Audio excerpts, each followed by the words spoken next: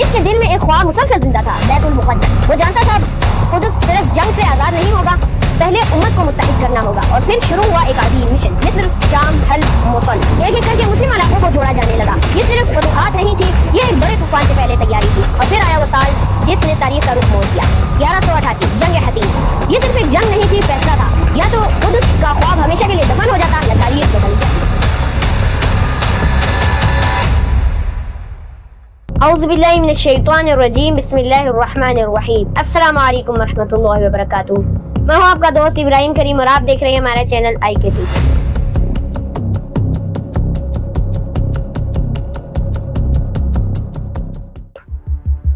آج ہمیں ایک ایسے شخصیت کے بارے میں بات کرنے جا رہے ہیں جس نے بیت المقدس واپس لیا۔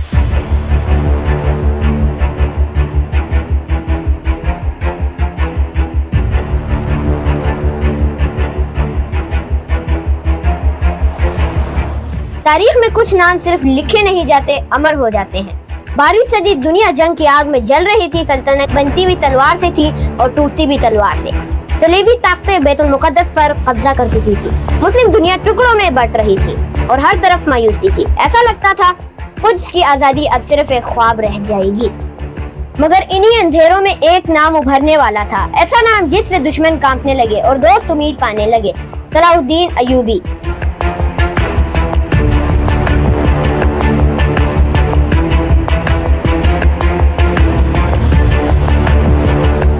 مگر یہ کہانی کسی فاتح کے گھوڑے پر بیٹھنے سے شروع نہیں ہوتی، یہ شروع ہوتی ہے 1137 میں تکریت کی سرزمین سے، جہاں ایک بچے نے آنکھ کھولی، نام رکھا گیا یوسف بن ایوب۔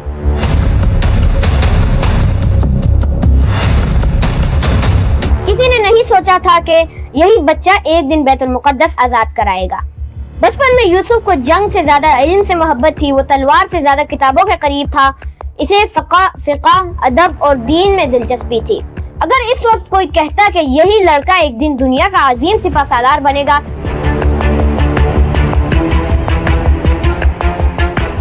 شاید کوئی یقین نہ کرتا، مگر قسمت خاموشی سے ایک اور کہانی لکھ رہی تھی۔ اس وقت مسلم دنیا اندرونی اختلافات میں گھری ہوئی تھی، ادھر صلیبی طاقتیں مضبوط ہو رہی تھی،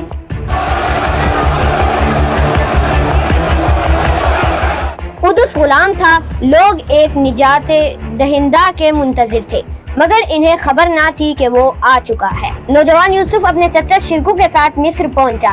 وہ کوئی مشہور جرنیل نہیں تھا، بس ایک خاموش نوجوان جسے کم لوگ پہچانتے تھے، لیکن اکثر تاریخ انہی لوگوں سے بنتی ہے جنہیں لوگ نظر انداز کرتے ہیں۔ پھر اچانک ایک موڑ آیا، شرکو کا انتقال ہو گیا۔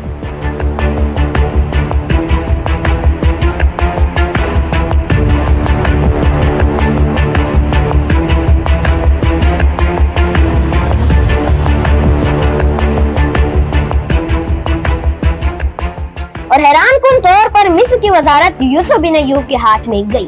کئی لوگ ہنسے، کئی نے اسے کمزور سمجھا، کئی نے سوچا یہ نوجوان زیادہ دیر تک نہیں ٹکے گا، مگر وہ نہیں جانتے تھے شیر بیدار ہو چکا تھا۔ صلاح الدین نے آہستہ آہستہ مصر کو بدلنا شروع کیا، نظم قائم کیا، فوج کو منظم کیا، بدعنوانی ختم کی، سلطنت کو مضبوط کیا۔ مگر اس کے دل میں ایک خواب مسلسل زندہ تھا، بیت المقدس۔ وہ جانتا تھا قدس صرف جنگ سے آزاد نہیں ہوگا، پہلے امت کو متحد کرنا ہوگا، اور پھر شروع ہوا ایک عظیم مشن، مصر، شام، حلب، موصل۔ ایک ایک کر کے مسلم علاقوں کو جوڑا جانے لگا۔ یہ صرف فتوحات نہیں تھی، یہ ایک بڑے طوفان سے پہلے تیاری تھی۔ اور پھر آیا وہ سال جس نے تاریخ کا رخ موڑ دیا، 1188، جنگ حطین۔ یہ صرف ایک جنگ نہیں تھی، فیصلہ تھا، یا تو قدس کا خواب ہمیشہ کے لیے دفن ہو جاتا یا تاریخ بدل جاتی۔ صلیبی لشکر غرور کے ساتھ میدان میں اترا، انہیں اپنی طاقت پر ناز تھا، بادشاہ ان کے ساتھ تھے، سپاہ ہزاروں میں تھے، لیکن صلاح الدین کے پاس کچھ اور تھا، حکمت، صبر، منصوبہ۔ جھلستا ہوا ریگستان، شدید گرمی، پیاس، اور پھر صلیبی لشکر ایک جال میں پھنس چکا تھا۔ تناؤ بڑھتا گیا، پھر حملہ ہوا، تلواریں ٹکرائیں، نیزے چمکے، تیروں نے آسمان ڈھانپ لیا، زمین گرد سے بھر گئی، نعرے گونج اٹھے، یہ صرف جنگ نہیں تھی، تاریخ سانس رو کے دیکھ رہی تھی۔ اور پھر صلیبیہ فوج ٹوٹ گئی، حطین میں فتح نے دنیا ہلا دی اور اب راستہ کھل چکا تھا بیت المقدس کی طرف۔ تقریباً 9 سال سے امت اس دن کا انتظار کر رہی تھی، اور وہ دن آ گیا جب صلاح الدین ایوبی نے بیت المقدس کے دروازوں تک پہنچا۔ دنیا نے سوچا اب انتقام ہوگا، کیونکہ جب صلیبیوں نے شہر لیا تھا خون کی ندیاں بہی تھی، مگر جو ہوا اس نے تاریخ کو حیران کر دیا۔ شہر فتح ہوا اور صلاح الدین ایوبی نے معافی دی۔ قتل عام نہیں، بدلہ نہیں، ظلم نہیں، رحم، عفو، انصاف۔ عورتیں محفوظ، بچے محفوظ، دشمن بھی محفوظ۔ یہ صرف شہر کی فتح نہیں تھی، یہ کردار کی فتح تھی۔ اور یہی وہ لمحہ تھا جب صلاح الدین ایوبی صرف ایک فاتح نہیں بلکہ لیجنڈ بھی بن گئے۔ اس کی عظمت صرف مسلمانوں تک محدود نہ رہی، دشمن بھی اس کے اخلاق کے معترف ہو گئے۔ پھر ایک اور باب کھلا، رچرڈ دی لائن ہارٹ، 2 عظیم جنگجو آمنے سامنے، لیکن حیرت یہ کہ جنگ کے بیچ بھی احترام زندہ رہا۔ روایات کہتی ہیں جب رچرڈ بیمار ہوا، صلاح الدین نے طبیب اور پھل بھیجے۔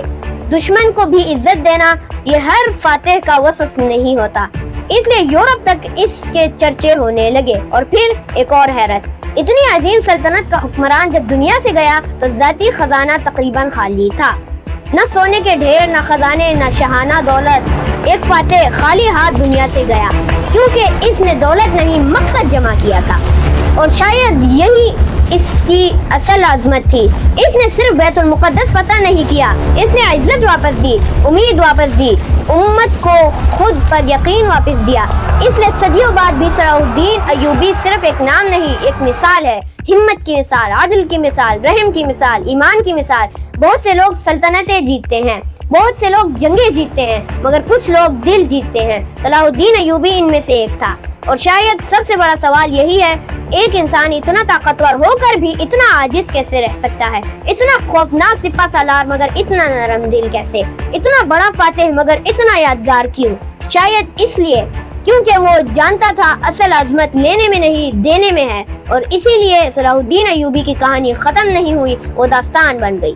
اگر آپ کو ہماری ویڈیو اچھی لگے تو اسے لائک کریں، چینل کو سبسکرائب کریں اور اپنے زیادہ سے زیادہ دوستوں تک شیئر کریں۔ میں ہوں آپ کا میزبان ابراہیم کریم، اور اگلی ویڈیو تک آپ سے اجازت چاہتا ہوں۔ اللہ حافظ۔